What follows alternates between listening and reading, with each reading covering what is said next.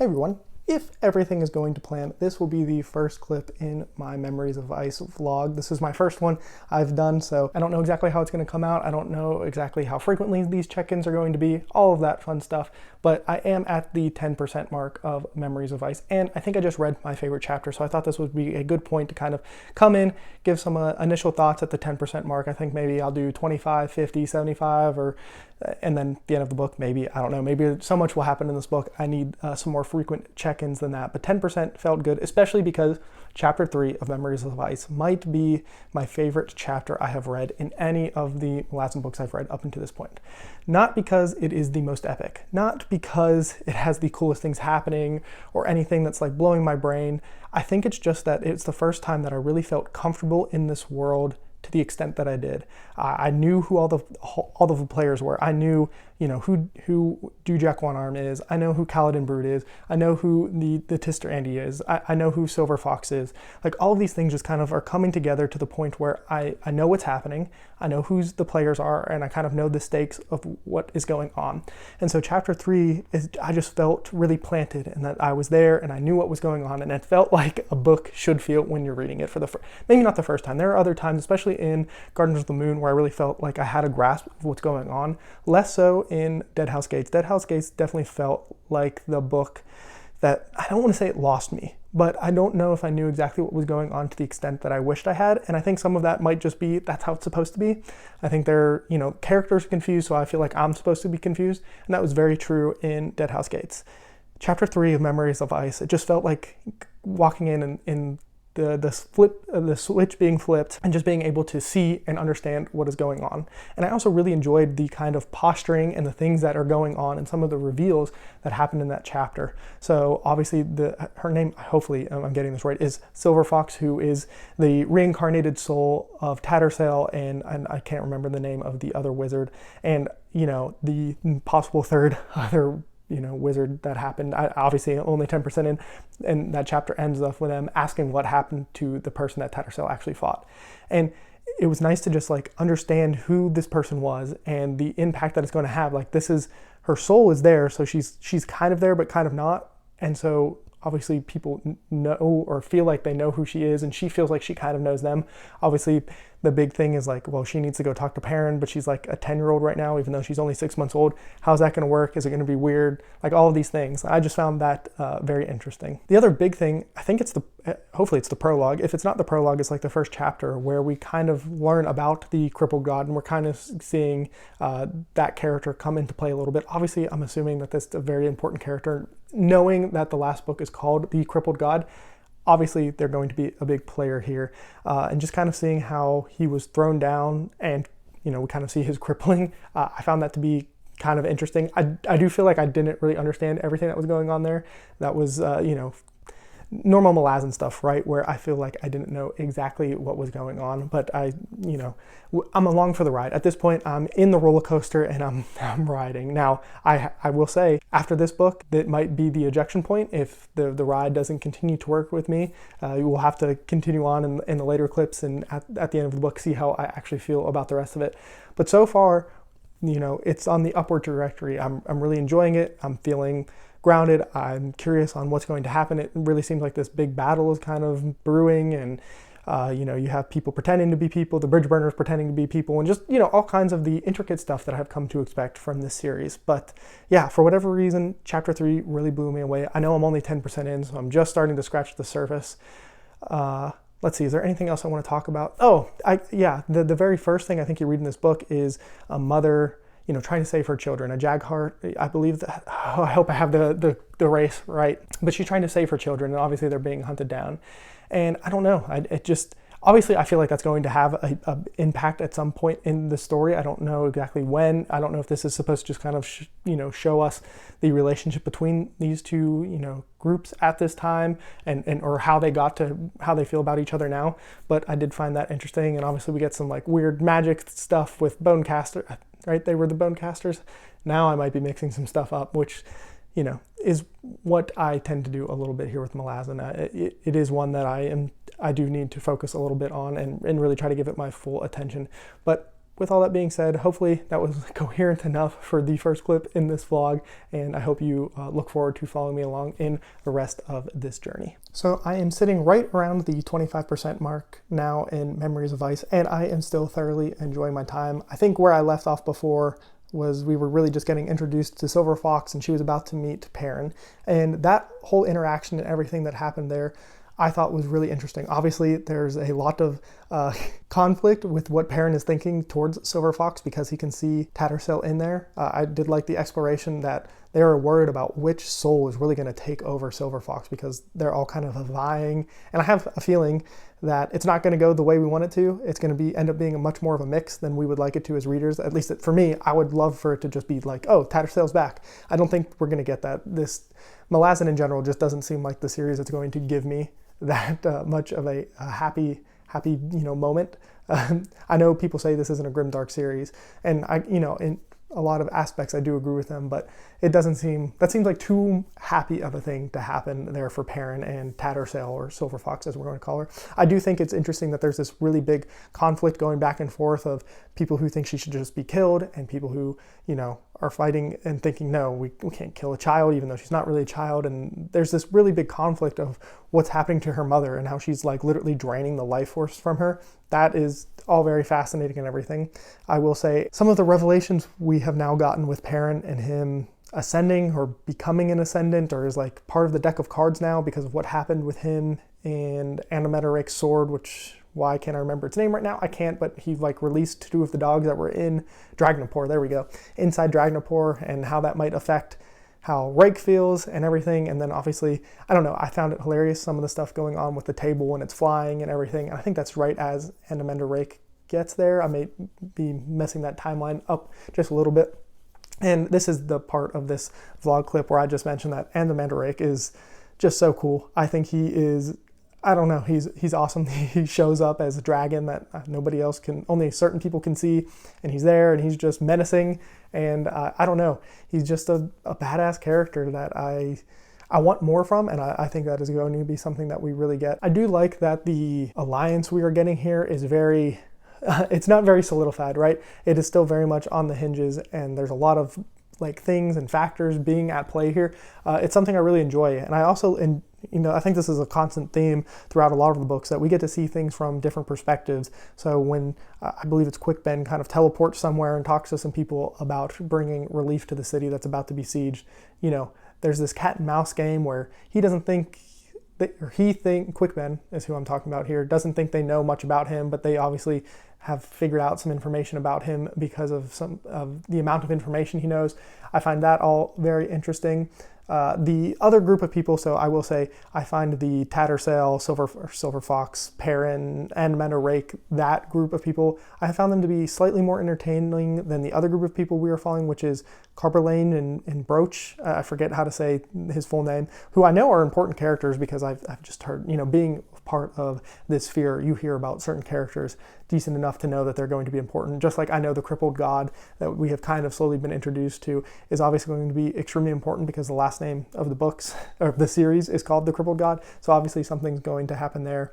I do think I'm going to jump back to the other group because I don't think I fully understand it, but the hammer that Kaladin Brood has is able to free a goddess, is that what it was? But that also will free the crippled god, or I might be mixing that up a little bit, but obviously something is going to happen there, and the crippled god is going to be something. I don't really know yet. Back to the group. Man, this is all over the place. I hope everybody enjoys this vlog. This is what happens when I don't take any real notes and I just free flow stuff. I jump all over the place. Let's see. So going back to the other group, they're like fighting demons and tracking demons, and obviously we saw necromancy and all of that. That was all very, I don't even know if I want to say interesting. It was something. But this is all pre-book 2. So I think about the 25 mark point is a little bit into book 2, where we start to get introduced to the shield anvil. Is that what it was called? Which I don't have a whole lot of information yet. The last thing I read was they went and hunted this demon, and it didn't seem like it went all that well for them. But overall, I don't really have too many predictions. I wish I did. I think that the alliance, maybe, if I had something, maybe doesn't go as well as they want it to. Andromeda Rake keeps being a badass. Perrin and Tattersail, that doesn't go as well as we want it to. Perrin ends up ascending at some point, but that probably goes poorly too, because I just feel like everything does. And that is kind of where I'm going to leave it, I think, for this clip. It's not, I didn't make too much progress from the last clip. It felt like it was much more of a carryover from where I was. I'm interested to see where some things go. Very much am attached to the Perrin, that group, more than the other one, but we'll see. Maybe that can change as we get a little bit further into the story. And yeah, that is all for now. So the first two clips of this Memories of Ice reading vlog have just been me in my normal setup, so I thought I'd make it a little bit more exciting. I took a day off and rode out to one of my favorite places, which is Martin's Lake and Field Complex. It's in South Carolina, a little bit away from where I live, so I thought it might be interesting to film out here, rode the bike, and just spice up this. This is my first time doing anything like this, so I thought it might be a little bit interesting to have an interesting background. Don't have a mic, raw iPhone audio right here. Don't even have a stand, so the bugs are bad and everything. But it felt like time to get back to updating this vlog with Memories of Ice a little bit. I think the last update I did was at 25%, and I am currently at 45%. And I feel like so much has happened. I don't know exactly when I'm going to finish this, but I feel like I'll have said it in so many other things at this point. But reading 20% of this book feels like finishing a whole full-length book with the amount of information it gives you and just so much stuff that is happening. I feel like I'm finally really starting to get some major points that are going to concern the series. At least it feels like it. We're kind of getting more information about the crippled god and how he's poisoning the Warrens. We have found out that the Warrens are basically, is it Kroll? It's like his body, and like the crippled god is like poisoning him, and I'm still not 100% sure how that works, but I found that to be very interesting. Since I know the name of the last book, The Crippled God, I'm trying to put some things together and assuming that it's going to be very important to the rest of the series, and he's going to just be, kind of I don't even know if he's the antagonist, even though it kind of feels like it, but this series seems to kind of play with the idea of like who is and what is an antagonist. So I don't know if that's actually going to be what it is. I will say the Perrin Silver Fox thing, that mixture is still one of my favorite things, even though this last 20% chunk, I have only just kind of gotten back to them, and Silver Fox seems to have really grown up in this little bit of time we have been away from her. I don't know. I'm curious on what's going to happen there. I feel like it's setting up for Silver Fox and Perrin to, still be together, which honestly I'm kind of rooting for, even though it's in such a weird way. I still think there's going to be a lot more explored with her. It seems like she is some kind of special being that I still don't fully understand what the implications of all of that are. We also spent a lot of time with Talk the Younger, Lady Envy, and all of the things that happened there. I think the most recent thing that I saw with them is Talk leaving them and Lady Envy just kind of going crazy and killing a bunch of people in a town or something like that. And we're kind of getting a lot of information about some of these religious rituals that are going on. And it's just been so much that I feel like I should have probably done an update like every 5%, because I know I'm forgetting big things that I wanted to talk about at certain points, but I can't remember them all, which is both a good and a bad thing. In a series like this, I have just relinquished the idea of fully understanding everything, which I think is kind of what most people say to do.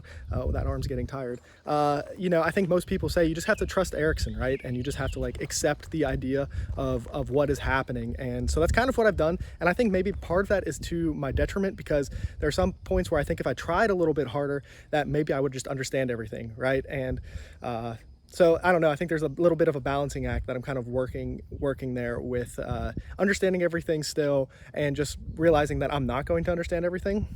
I will say another interesting thing that I think happened is there's a reveal that Quick Ben is actually like very similar to, what was his name? The puppet guy. I can't remember from Gardens of the Moon off the top of my head, but he is kind of similar to that, and maybe like a combination of Silver Fox where there's multiple souls making up his body. So I think there's something crazy, like there's 11 people making up Quick Ben, which I found very interesting.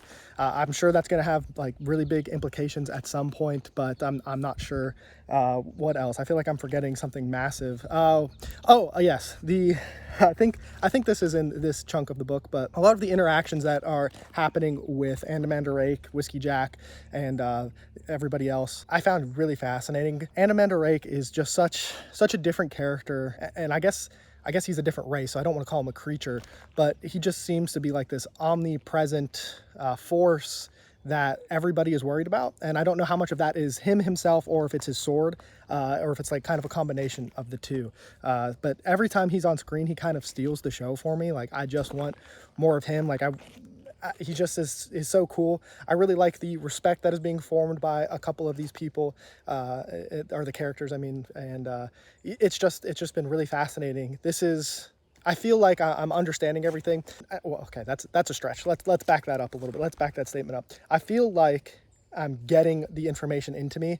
Whether or not I'm understanding the implications of everything, that's a completely different feel. But as far as a lot of this stuff goes, I'm really interested to see we got talk of a new house being formed, and maybe that's going to be Perrin. There's that whole scene with the table. That's one of the few things that didn't exactly make sense to me, but he's like on the verge of ascending, which is also like, okay, okay, we're going to have this power couple with Silver Fox and Perrin, where they're both like these uber special beings and completely different than anything else we have seen. I don't know.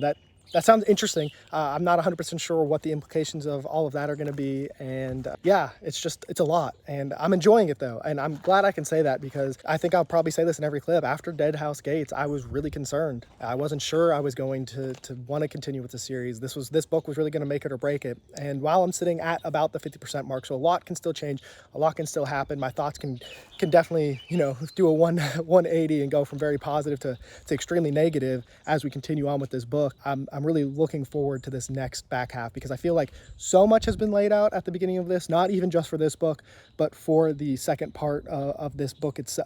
This book has laid so much out for the series as a whole, and also this book itself, that I'm hoping the second half of it can really step up to the plate and deliver something really special and epic. I think the siege that's going to happen, or maybe is going to happen, I don't really understand the full implications of everything happening there, especially with some of the ritual or not even ritual stuff, but there's some kind of like burial ground thing going on, so that's another thing that's going to play into it. And there's just there's so much, which is why I'm just kind of rambling and going all over the place, because I don't really have that many notes for this section. And I'm just kind of winging it at this point. I do know a friend I have talked to, he mentioned that, so much happens in this book and that eventually it's going to pop off, which he said is basically true about every book in the series at almost every point of it.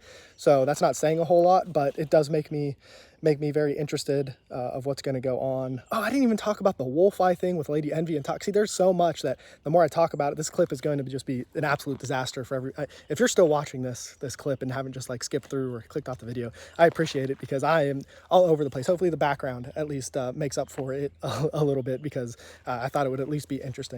I don't really have any predictions going into this next chunk of books, or the next chunk of this book, not of all the books, because I don't know. I feel like we could go in a completely different direction and not really go back to anything that we have talked about in the first half, because that's something I feel like Erikson would do. He would just, completely curveball us and change our expectations on what we think could happen. So yeah, I think I'm going to end it here. I guess the only thing I'll say is I'm really hoping we get a little bit more of the Crippled God in this book, and I don't have to wait for like 3 more books for him to become even more present. It feels like with the Warren stuff getting poisoned, that's going to be a really big deal to the Magic users, and so that'll be something we actually care about. So yeah, that's where I'm going to leave it here. It is like 97 degrees outside here. I'm in South Carolina, so it's kind of a little swampy and humid and extremely hot. So, and I'm getting eaten by bugs. So I'm gonna end it here. Hope you enjoyed this this unhinged section of this vlog, and I'll see you when I probably get to 55, 60-ish% is probably, unless some major stuff happens that I feel like I really need to talk to you guys about. That is probably the section I'm going to get to. Well, welcome back to the Memories of Ice vlog. It has been quite a while since I have recorded an update for that, and that's because I took a pretty big gap in between my last reading. But I did just finish what I felt like it was a pretty significant part of the story, and that is the siege that we have really been building up to for the entire first 45, 50% of this book. And it was as brutal as I thought it was going to be, if not worse. I mean, to me, this is probably on the same level as the Chain of Dogs or whatever. Why am I blanking on it? From Deadhouse Gates, the Chain of Dogs, everything that happened there at the end of that, how brutal that was, and everything. The siege here was, I mean, it's pretty harrowing. Once again, I keep saying this, but people keep telling me that this is not a grimdark series, that it is not. And I keep reading it, and I'm like, maybe you don't think it is. Maybe there are things that change, or there is like, I don't know, there is at some points like a light, it's hard to even say that, a light error to this series. If you're having cannibals attack a city that then eat people alive, flay a prince alive, hang his skin up as like a trophy in the dining hall, and then eat him. And then let's not even talk about how the women are getting pregnant during this at the same time. I mean, it's some of the darkest things you're ever going to read probably in any book ever, right? Like, so that is one of the biggest takeaways I have of this section is I want to know why people harp on this not being a grimdark series when to me, I mean, it is. And I even got some, I didn't get pushback in my Deadhouse Gates video. I mentioned that, okay, people say that this series isn't grimdark, but this book was grimdark, and people agreed with me that, yeah, the whole series isn't, but that book in particular is. I don't see how you don't say the same thing here for Memories of Ice. That siege is one of the most brutal things I've probably ever read. And I'm not saying that's bad. I enjoyed it. It's just a conversation I've been having with myself as I'm reading about people saying they don't think this is a grimdark series, but to me, it absolutely has been so far. With that being said, I have enjoyed it. I thought it was very well done. I thought the twists and the turns that happened were good. I liked some of the character beats. I liked seeing what happened with the immortal sword and the shield anvil and all that. Talk about another very dark thing, right? When he dies and it's like talking about his intestines being pulled out on a spike and just like, come on, that's pretty grimdark there. But I like everything with Gruntle. I think he's really becoming a pretty compelling character for me, and some of the interesting things that are happening with him, him becoming the new, it was the shield anvil, right?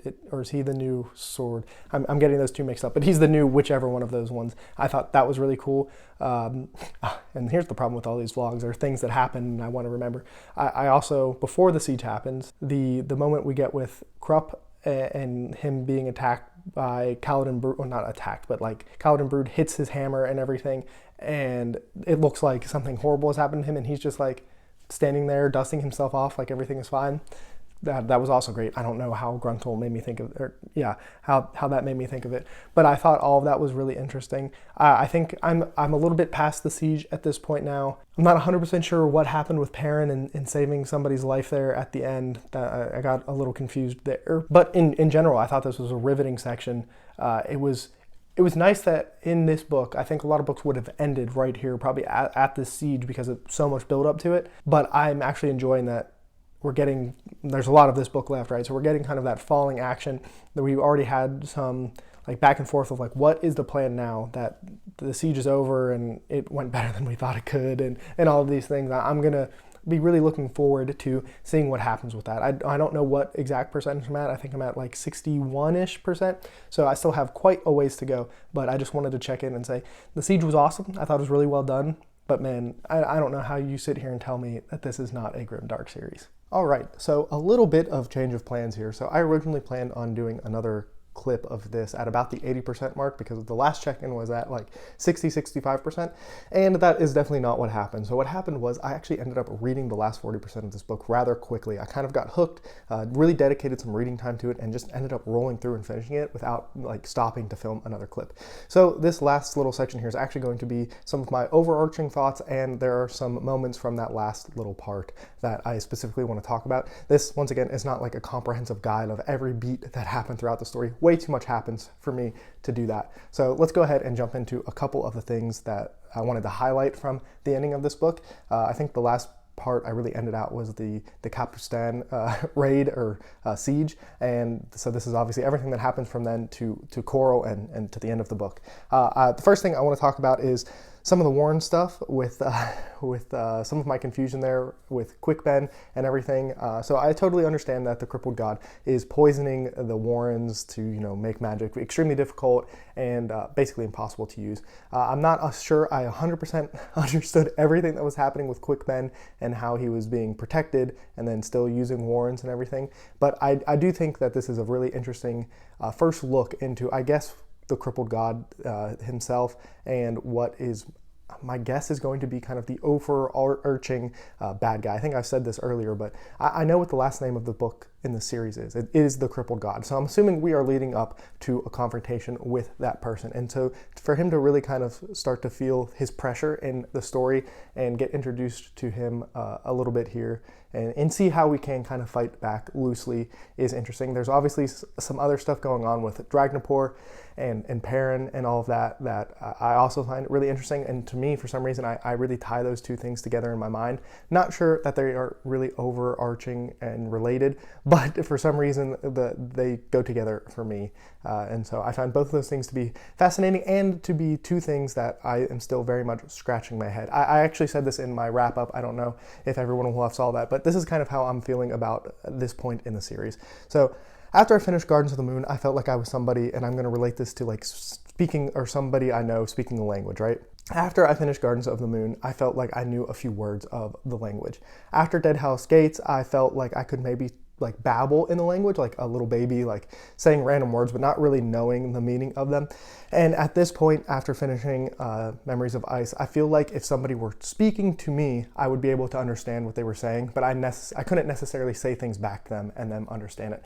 So like if somebody were to try to have a discussion with me about this book, I would really need like an expert to try to pull some of those things out of me. And that's kind of where I am. And I think the Warren and some of the stuff happening inside of Dragnapor is like highlights that better than anything, because it's like, if you talked at me about it, I'd be like, yeah, I know exactly what you're talking about. But for me to try to explain that to you or to somebody else is not something that I think I could do still at this point. So I have found that to be interesting, and the Warren stuff is probably one of the bigger components. So one other thing that I don't think I've really talked about at all is how much I have enjoyed Corlat and Whiskey Jack throughout this entire book, which obviously, once again, this is spoiler filled, so having Whiskey Jack die at the end, maybe I'll include some screenshots of some stuff I sent it to my friends. I was distraught when this happened.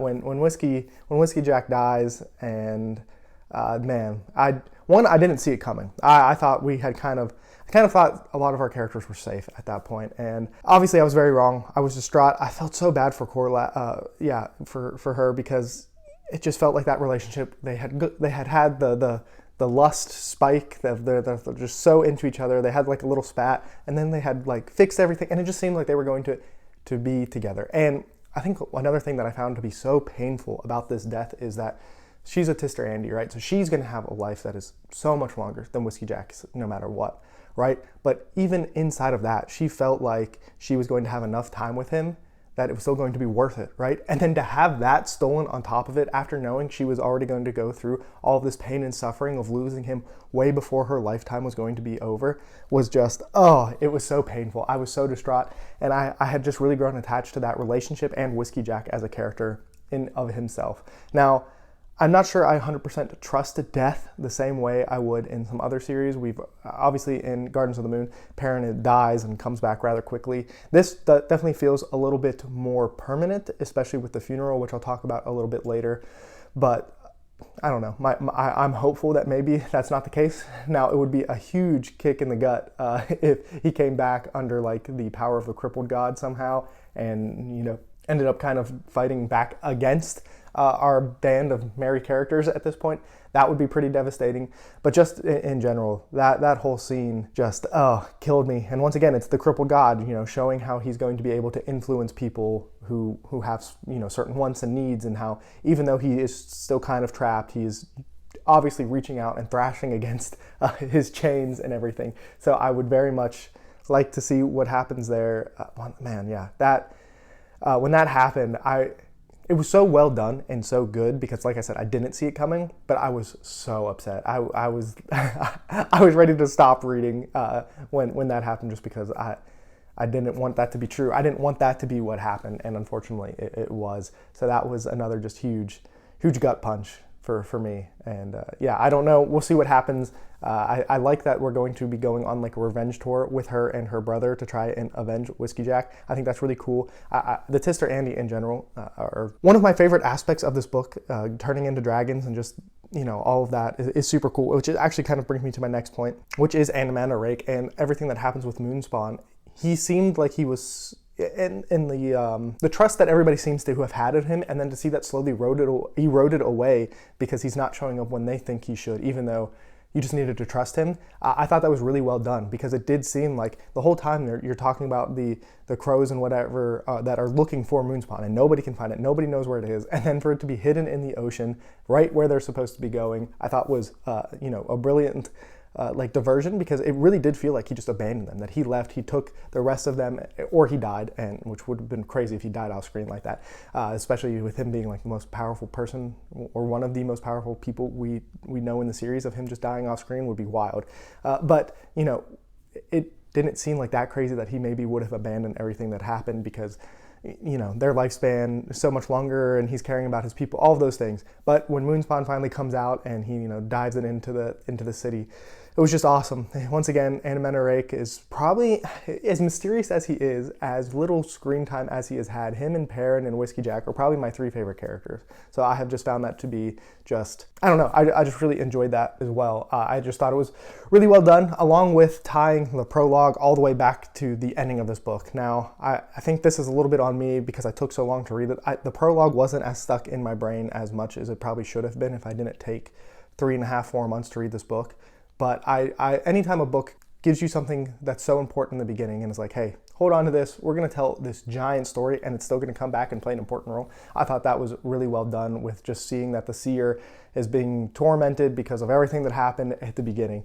Super well done, and just another aspect of this book that I think is going to stick with me for a really long time. And I think the Whiskey Jack death is going to stick with me more than anything, but then the funeral scene in this book is just so well done. Getting all the bridge burners that died in the Siege of Coral, putting them on there along with Whiskey Jack and just sending them out into the ocean. I thought it was beautiful. And it's one of those scenes that like kind of gives me chills thinking about. It's one of those moments. I've talked about how I'm a moments reader, and that is one of those moments that I think is just I'll forget so many things, so many of the little details about this book, but the funeral is going to be one of those things that forever I hold on to and remember and cherish as it being a really good like moment in the book. It's sad, but like a moment can be good even though it's sad, and that's kind of how I look at it. And that's what I read for, is those moments that are going to stick with me, and that is definitely going to be one of them. So that is kind of my last little bit of my thoughts on the end of the book, and now I'm going to transition into a little bit more of my overall thoughts of the series as a whole at this point, and this book in of itself. So I will say that this is my favorite of the series. It probably goes Memories of Ice, Gardens of the Moon, Deadhouse Gates. I struggled a little bit more with Deadhouse Gates than anything. I will say this is still not like one of my favorite series yet. I still feel like I'm not there where a lot of other people are. I totally see how people get so much out of a reread on this series, especially once you know where everything goes. Like, I'm already thinking of like, if I went back and reread Gardens of the Moon, I'm sure I would see so much stuff that I missed the first time around. And so I always am hesitant to read a series like that, because I'm probably not going to reread it. I'm not a rereader. I'm not somebody who goes back and really rereads things ever. Obviously, hopefully life is long and I have the chance to do that. But there's normally so much new stuff that I want to read that when people tell me it's so much better on a reread, that's not always the best selling point for me. And all that being said, I am 100% going to read House of Change. That is book 4, right? I'm pretty sure House of Change is the next one. I am 100% going to read it. I don't know when it'll be. I will start it before 2024 is over. I don't know if I will finish it before 2024 is over, but my plan is to definitely at least start it before then. I have high hopes. I don't know what people feel about that book in like the grand scheme of Malazan, but this is a series that, as I am slowly figuring out, it feels rewarding to read, and I'm getting some of those moments that I'm looking for. Like I said, Whiskey That's Yes, the funeral here, those are 2 moments that I'm going to cherish as a reader, and so that makes me want to continue, because I feel like there's going to be more and more of those as I get more acquainted with the world. I'm not so lost in trying to figure out where everybody is, who everybody is, how certain things work. As we progress through the story, those things just kind of become natural, and I'm normally the kind of person who likes books later on in the series once I'm settled in. Like Wheel of Time, for example, my favorite books are later in the series for the most part, because I'm not trying to figure things out. So we'll see. Same with The Expanse. The Expanse, most of my favorite books are the latter part, because I'm super invested in the characters, the story. I know all of the movers and shakers of what is going on. I'm hoping I get that same kind of feeling with Malazan. I know there's a lot of POV shifting, setting shifting and everything, but I feel like it's got to all tie back together, right? At least that is my hope. And I already did my language analogy where I, talk about where I think I am with the series in general. But that is kind of my overall thoughts of Malazan, Memories of Ice, and everything. It's been quite a journey. It's not over yet. And yeah, but if you want to talk to me about anything in Memories of Ice, Deadhouse, Gates, Guardians of the Moons, definitely go ahead and drop me a comment. I hope this wasn't too much the ravings of a madman. This is my first time doing this kind of style of video, so hopefully it is put together well, and I appreciate you watching it if you have made it to this point. But that's all for me, and as always, have a good one.